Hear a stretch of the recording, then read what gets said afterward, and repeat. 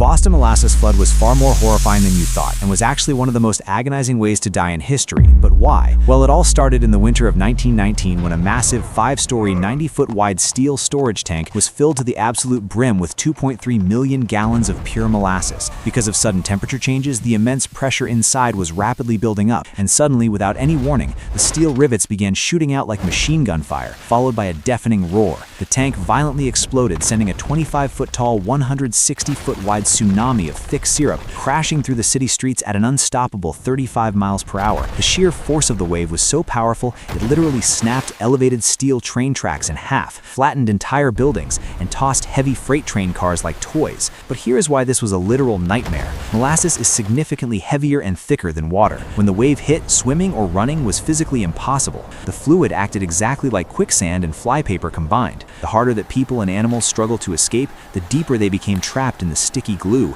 slowly suffocating as the syrup filled their lungs. But the aftermath gets even more traumatizing. Because it was January, the freezing cold air caused the molasses to rapidly harden into a thick cement-like paste. Rescue workers physically couldn't pull victims out without getting stuck themselves. It became so desperate the police officers literally had to shoot trapped horses in the streets to end their suffering, taking the lives of 21 people and leaving a permanent sweet smell of death in the city for decades.